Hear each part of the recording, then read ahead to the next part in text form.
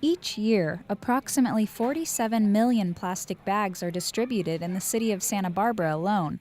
Less than 5% of those bags get recycled, meaning the majority of them end up in landfills, or worse, as litter that ultimately ends up in our waterways. It's important to decrease the use of single-use bags in our community because for what they are, which is essentially a throwaway item, they have a real disproportionate impact both on our environment in terms of they end up in trees, they blow out of trash cans, so they do end up as litter quite easily because of what they are. And then ultimately for us as a beach community, they end up in the ocean where they do even more harm. For this reason, among many others, City Council adopted the single-use carryout bag ordinance on October 15th of last year. So the single-use carryout bag ordinance is an ordinance that the City Council adopted in October. It would ban the distribution of single-use plastic bags in grocery stores and small mini-marts. It would apply a 10-cent fee on paper bags for those that didn't opt to bring their own reusable bag, which is really the goal of the ordinance, is to encourage the use of multi-use bags instead of the single-use plastic bags that we have now. The funds that would be generated by that 10-cent fee would be retained by the store, not the city, in order to offset the cost of complying with the ordinance, like purchasing new bags that are recyclable and keeping track of how many that they distribute per year and things like that. The ordinance defines single-use carryout bags as any bag made predominantly of plastic derived from petroleum, natural gas, or a biologically based source, such as corn or other plant sources, which is provided to a customer at the point of sale.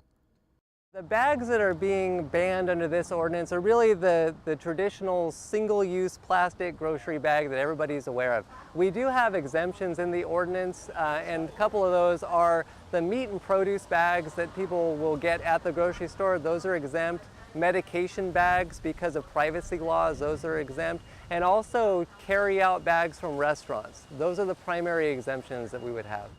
Our consumers can actually bring plastic bags in. So if they've collected them over years and have them in a drawer, their junk drawer, they can bring them back and we'll actually bag their groceries in that. They can bring in a suitcase, they can bring in a laundry basket, they can actually just put it back like some retailers, they can actually put the products back in the basket and just push it out to their car.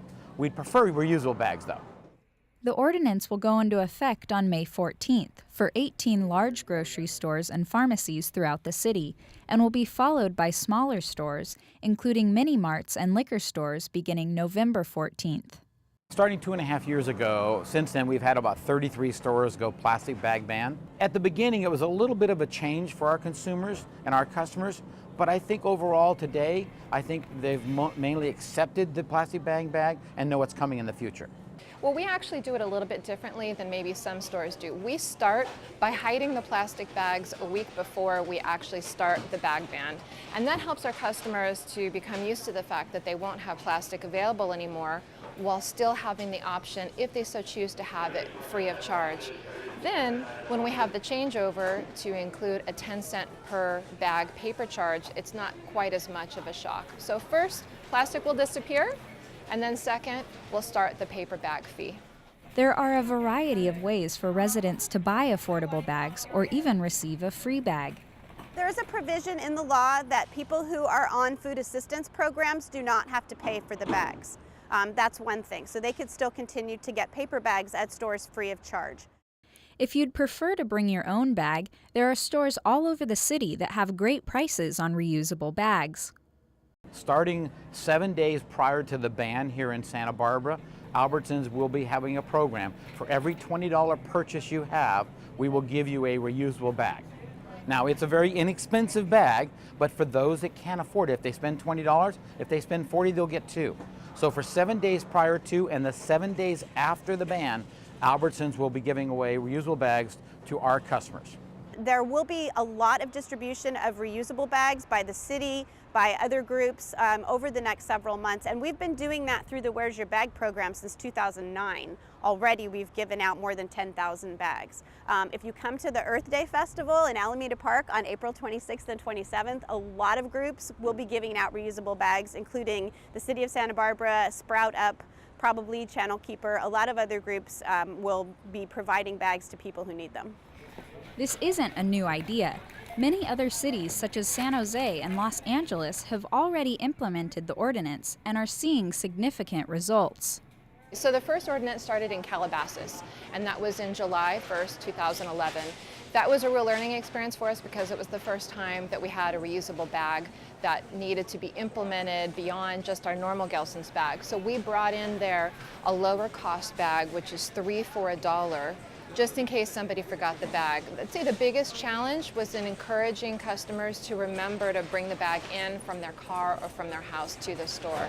So while we got the customers transitioned to remembering to bring their reusable bag, we made sure we had plenty of options available. After Calabasas, the rest of them have been relatively easy to implement. Implementation of the ordinance in other places around the state has gone really smoothly. From a small town like Calabasas to a very large city like San Jose, we have talked to city staff in those places, and really it's been seamless. Within a few months of the ordinance going into effect, more than 90% of the people are bringing their own bags to the stores. Adopting this new habit will ultimately benefit our entire community. According to the Environmental Impact Report, this ordinance is expected to reduce plastic bag consumption in Santa Barbara by 90%. We currently use 47 million bags per year here, and this will take us down to fewer than 5 million. And 5 million is still enough for people to have bags for secondary uses like cleaning up after their dogs or taking their lunch to work. Although implementation of the ordinance does not begin in Santa Barbara until May, many people are already on board. So I see that you've brought your own bag here. Why did you bring your own bag today? Because, like, if you use plastic bags, sometimes you can not, like, reuse them, but, like, it can also pollute. So it's better to use regular bags, so, yeah.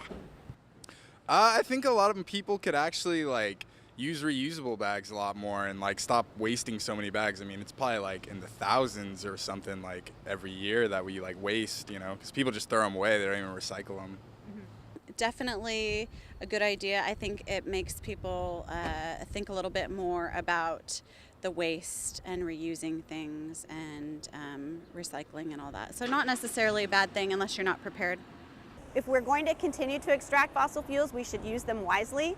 And plastic bags are not a wise use of fossil fuels when you consider that they're meant to be used once and then tossed.